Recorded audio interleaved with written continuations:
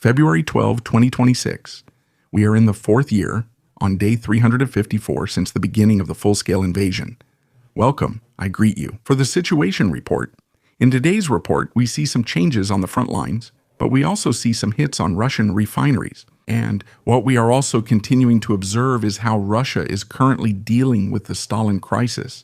There's also a very interesting fact about how a Ukrainian group managed to find out where the Russian terminals are located at the front. The Ukrainian armed forces have apparently hit the Lukoil refinery in Ukhta in the Komi region. The location is more than 2,000 kilometers away from the Ukrainian border. If this is confirmed, it would be one of the deepest known strikes into the Russian hinterland so far. According to reports, a large-scale fire has broken out at the facility. Initial images show significant smoke development.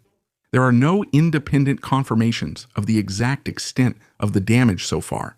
Strategically, the location is remarkable. The Komi Republic is located far in the north of Russia. An attack there means not only range, but also precision over a great distance. Refineries are central hubs for processing crude oil and for fuel supply. Every major hit has a significant impact on the region.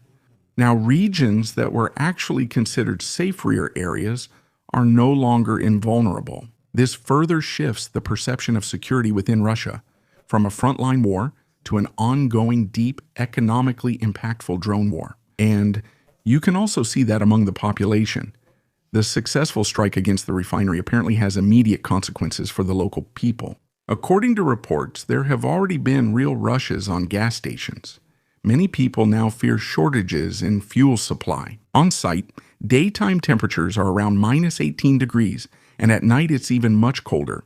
Under such conditions, fuel is not a matter of comfort, but rather a necessity. Vehicles are needed to get to work, maintain supply chains, or simply to stay mobile in case of emergency.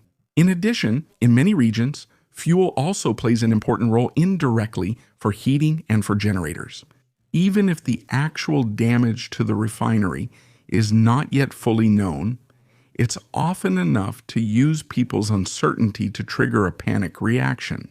In remote regions with limited alternatives, markets naturally react very sensitively to disruptions. The incident thus shows another dimension of the drug war. Attacks on energy facilities do not only have an impact on the military or governmental level, they directly affect the daily lives of the population, especially in regions that are already exposed to extreme climatic conditions. However, the situation here, due to a hit refinery, is by far not as bad as the situation in Kiev, which the Russians have caused through attacks on their energy infrastructure. But yes, the Russians naturally have to compensate somehow. And so, once again, they attack civilian gas stations and also destroy the local infrastructure in Ukraine with drones. If we look at Robotyne, there is a change at the front, and that's a real rarity. We've already seen that. That's located here, where the Ukrainian summer offensive of 2023 once took place and also failed, especially in the town of Robotyne. If we think back, here we can see the Ukrainian defensive lines in the Zaporizhia area. They were largely expanded throughout 2024. All the subunits located here are not current. I certainly haven't updated this area here in terms of subunits for over a year, since there has hardly been any change at the front, and I always do it bit by bit. On the other side, of course, we see the Russian defensive lines that they have built here. Here we see various trenches, we see different berms, we see different fortifications, such as here at Tokmak, and many other symbols. And all of this was done because the Ukrainians wanted to break through here, to attack somewhere here, in the direction of Berdyansk or Melitopol. I think last time the focus was on Melitopol in order to create a separation of the front here. That would cut off the already poorly supplied area near Kherson, as well as all the other units located here. Then, in the east of Crimea, you might have been able to hit flanking forces and more or less cut off Crimea without even having to enter it at all. As we know, the whole thing didn't work out. The Ukrainians were stopped right here, and with a lot of effort and hardship, they barely managed to fully capture this place. There were the first skirmishes here in the north of Novopropivka, and the first battles here in the west of Verbov. Neither place was captured by the Ukrainians. The Russians were able to continue defending here. And at this point, if we want to remember again, here is a Dragon's Teeth line, and that's where the first German Marder infantry fighting vehicles were able to drive through once. That was quite a well-known geolocation at the time. It happened here. And since then, the Russians have been pushing the Ukrainians back further and further, just like now. After almost about a year, this is the first major movement at the front in this area. The Russians have managed to capture the dark red area here in the north of the village. That means this light blue area is more or less what remains of the Ukrainian summer offensive of 2023. It should be noted that this was a very unfortunate moment, as the Ukrainians had pursued this plan for a long time. This area was actually not fortified and was poorly defended.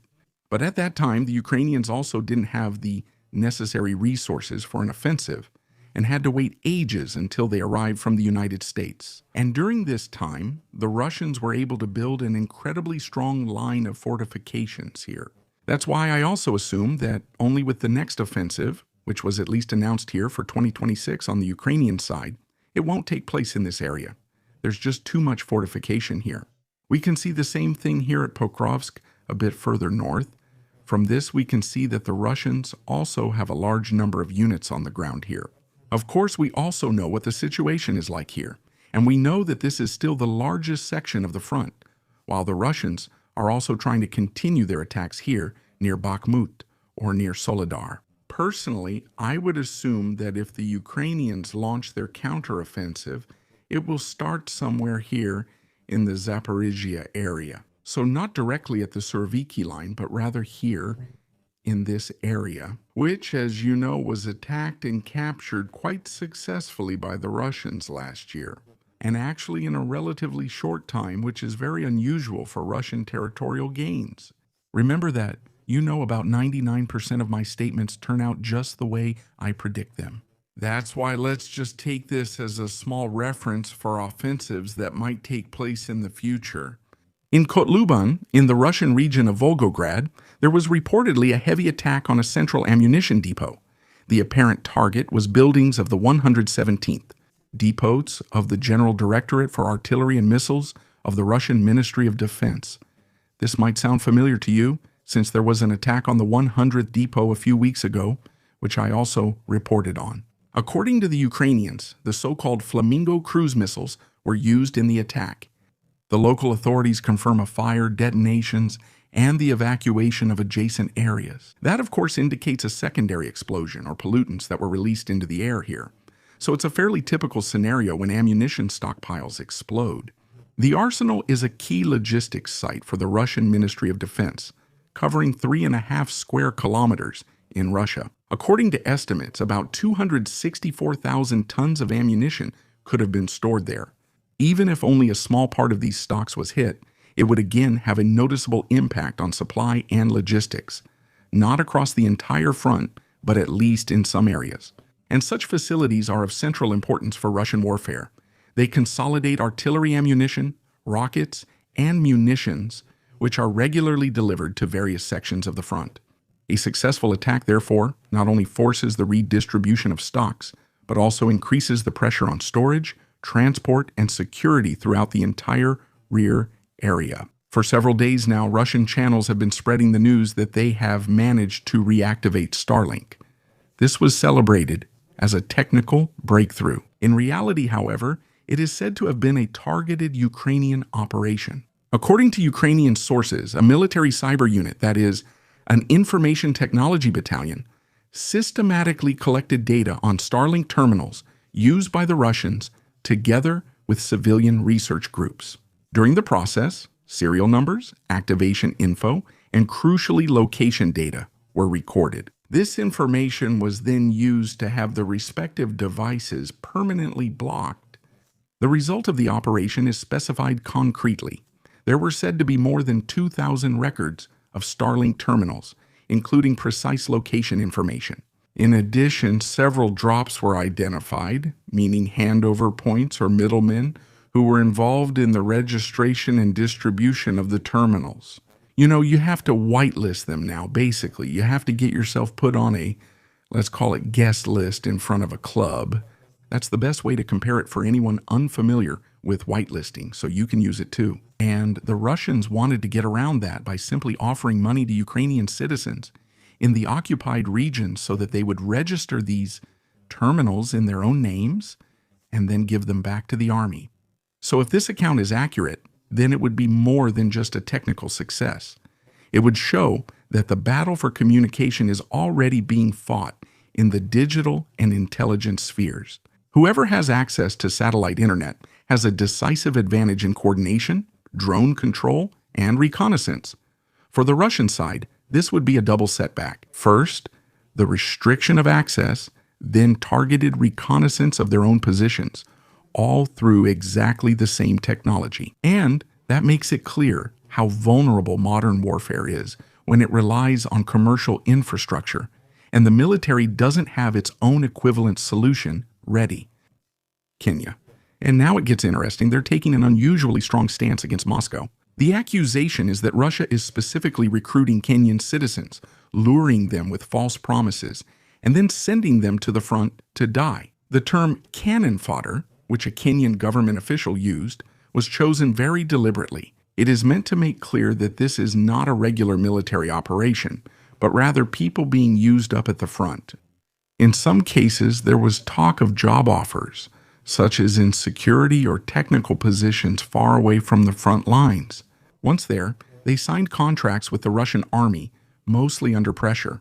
Nairobi is therefore talking about around 200 Kenyans fighting on the Russian side, whom they themselves know about. More than 30 have recently been brought back from Russia. So as I said, a typical humanitarian incident. Russia has been trying to expand its influence in Africa for years, through military advisors, arms deliveries, and also through their own schools where people learn to speak Russian, resource projects, and political support. If it now becomes public that African citizens are being sent to the European war under very questionable circumstances, it seriously damages their own image as an equal partner. We already know this. We've been seeing for weeks, if not years, how Black Africans are being sacrificed in the Russian army. When statements like this come from government officials, they have a much greater impact. This case also highlights Russia's strained personnel situation. After heavy losses, partial mobilization, and the recruitment of convicts, Moscow is apparently expanding the pool of possible recruits even further. Labor migrants and foreigners are getting more attention. For those affected, the risk is enormous. They are no longer fighting for their own country, but often without sufficient training, in a war whose political goals are hardly tangible. Kenya making the process public and announcing talks in Moscow increases diplomatic pressure on Russia. It's about more than just individual fates. It's about the question of how far Moscow is willing to go to recruit personnel for its own war of attrition, which has long shown effects beyond its own borders. Thanks to all subscribers, channel members, and the Algo crew, especially Lieutenant Colonel Renicky, Robert Siller, Dietrich, Freddie, and Meyerhofer. Please subscribe, like, comment, and see you in the next report.